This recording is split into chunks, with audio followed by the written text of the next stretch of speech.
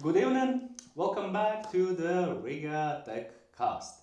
And today I have, this took some effort. This took some effort to get to these amazing people here. So, my name is Imants Breidaks. I have a few hats, but the one which public probably knows the most is I lead digital democracy organization Monobels. We have been working for 15 years, and we are managing world's most impactful citizen legislation initiative platform called monobels.lv, which holds multiple records in its category. My other hat is Latvian-Ukrainian IT company Stratex, where we recently changed the strategic direction of our company and are now working with a newly established Ukrainian partner company in cybersecurity issues. Those would be my Two main hats. hats. They're not the only hats, but Okay, probably we'll get into your other hats, probably not. No promises. that's fine. But then, Inga, I met you for the first time only tonight. I'm already impressed. But for those who, I don't know why, but still don't know you, or how do you position yourself today? Who are you? I need to impress your audience, yeah? In short, I'm an investigative reporter, been journalist since grade 9, so it's my second me. In 2011, I co-founded first Baltic non-profit investigative journalism center called Baltica.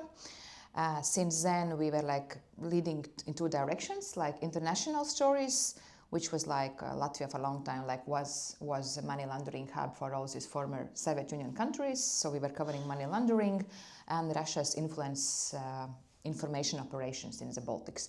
And recently my topics were also Russian sabotage acts, like this large investigation about DHL packages which exploded last year in UK and also in Germany. With this September we published an investigation where we showed how actually these packages initially were sent out from Estonia, then came to Latvia, then to Vilnius, and then to the countries where they exploded. And recently I've been in midlife crisis, how I'm saying. I'm thinking what to do else, because the situation in media is all the time changing. And one of the things we journalists are all the time complaining that people consume less and less media. There is more influencers who take ads money. So I spent last 9 months also in America, where I observed in direct how it all works. And so I came back and I decided to try if we can do it also in Latvia, in the small market, to be journalist, influencer, digital content creator. So in a way, I'm a bit out of journalism, traditional journalism, and I'm trying to see how it could work in a new format. Okay, cool. So Imants is creating technology, you are using technology. And I know that you both love to talk, so probably honestly I'll shut up for a second. Let's go with some kind of imaginary story. So you both walk down the street and you meet a person who's deep into the mobile phone and being, shocked, oh my gosh, what is this? What do you say to this person? I just gave a 4-hour lecture in one kind of state institution about where my first own critical thinking on information manipulation, to be aware how information manipulates with you and who are people behind it. And I start with one slide, I show it in the middle, and I finish with a slide. And that's the main thing. Do you know who is the source of information? Not the one who is sharing, because this is the biggest mistake. We all automatically assume the person who is sharing, and usually they are people we know, family members, friends, colleagues, and we assume that this person is also source of the information. But my main question is you are shocked. Do you know who actually created this information? And most likely, if you don't know, just take it easy. It's from childhood we are taught, don't take candies on the street from strangers. But on the internet environment, we all the time are taking candies from strangers. Don't do it. Okay. What do you do? I can't outcompete that answer. This is not a competition. You are now a team. You are a team. I might start in real life situation. I might start with a joke asking, I hope you got some good news. because you can be shocked also from receiving good news. But if I were to have a conversation with someone being shocked on social media, yes, I wish my answer immediately would be about sources. That's just perfect. But my answer, my comment might be instantly, are you being manipulated? And let's say you ask that person, what's up? And the person tells you something like, I'm looking at Manavals and there's people voting for, I don't even know what. For silly things that I don't agree with. I'm trying to say something so it doesn't come back at me, something normal but shocking. Well, something what is not true. And the person... If you will consume flu vaccine, you will start having, I don't know, tails, for example. Yeah. And people said, okay, 15,000 votes already, yes.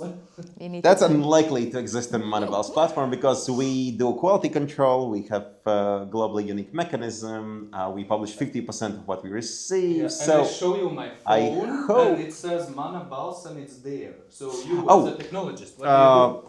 Well, first of all, I would carefully check your address because there has been a case, a real case, and I'm not just making a scenario up.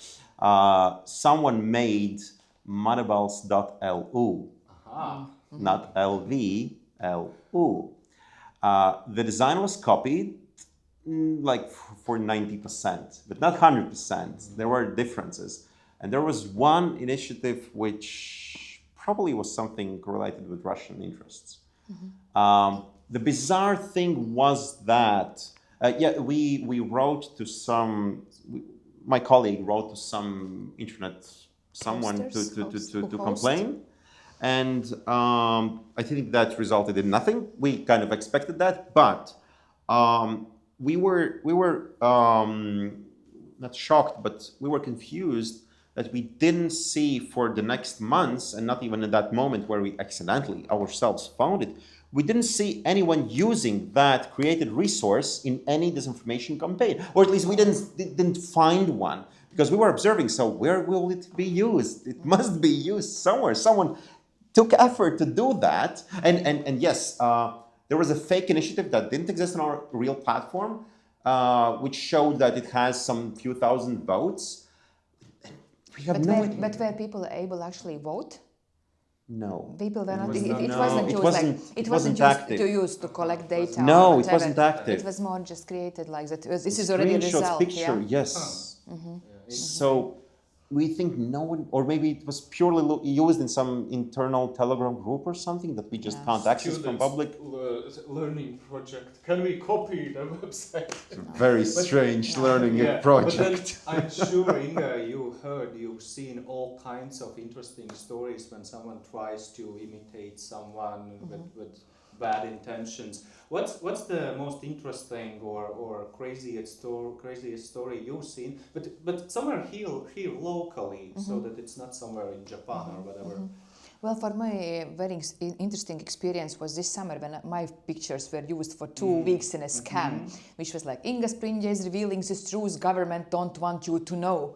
And then, of course, and there was this logo like of public broadcaster. Apparently, like public broadcaster webpage is posting this information. There were my photos, real photos, and also AI-generated photos.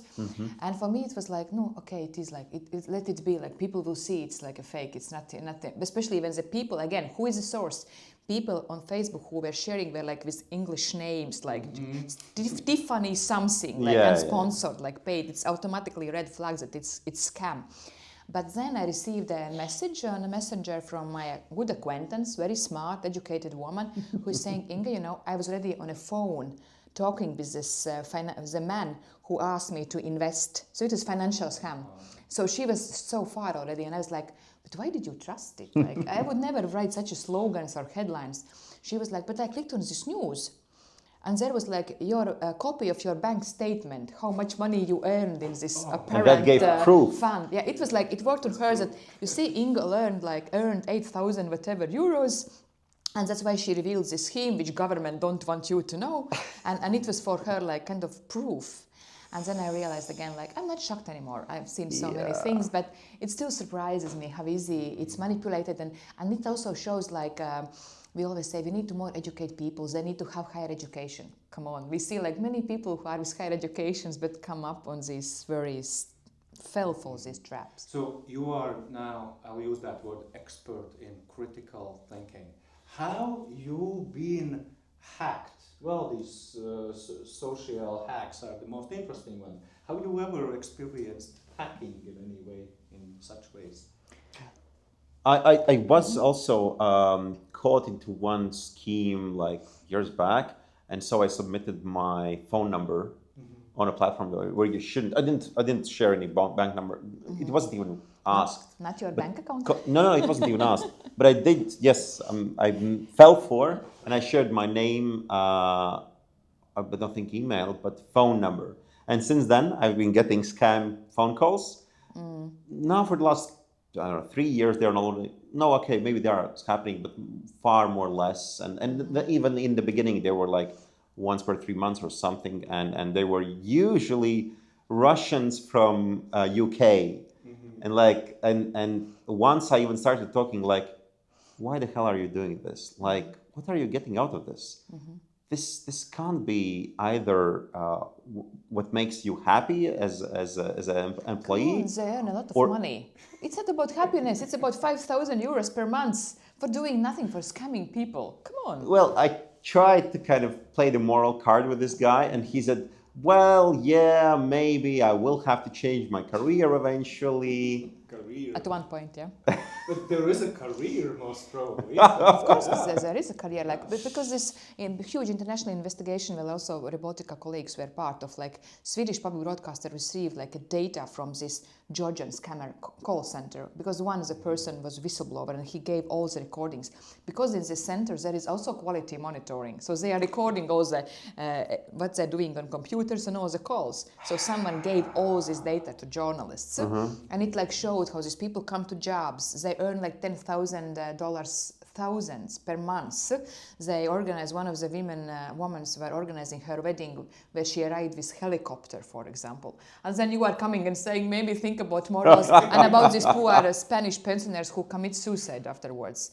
There was even like recording, like, go and kill yourself, this one person was saying.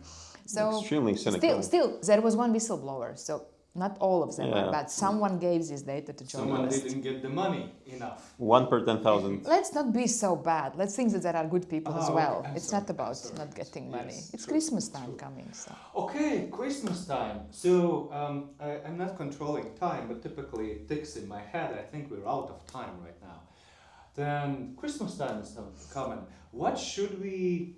Let's turn on the critical thinking. What should we kind of fight off during this Christmas time? Digitally, attacks, threats, whatever. What comes into maybe it's neighbors. I don't know. What comes into your mind? What to attack? To protect us from. To protect. Okay, I just gave 4-hour lecture, so I have prepared space. So I'm not like so smooth in my talking, but I've been talking all day about this topic. So that's fine. So now my main thing is like, of course, Christmas time, buying gifts, a lot of scams, potential, whatever. Absolutely. Again, check the source. Like again, check like this website, for example. It's like you mentioned that someone created like your Manabals, but was not using LV, which is original, but like one letter. It's always about one letter. Tiny. Like it will be Facebook with 3000. Facebook, like for example. These small things pay always to who is the source. And second thing is, which worries me, which when I hear from people, when I show all these potential scams and manipulations there, and then like, I don't believe to anyone. So it means I cannot trust to anyone. No, it's an opposite. Because this is what bad guys want, that we don't believe to anymore. Because with people who who don't believe to government, to health institutions, to government journalists, lies to you. It's regime or whatever. It's much easier to manipulate with us. That's why my suggestion: 15 days conscious news consumption per day. Be news seeker, not news receiver. You're giving therapy. Like a consciously 15 minutes. Choose sources where you know where is quality, like professional media, not clickbait media. It's 4-hour talk, I cannot tell it all now. All so like little, but that's why I pay attention who is the source. Do you know where the information is coming? And if you don't know, take it easy. Okay, thanks. Yeah, Imants.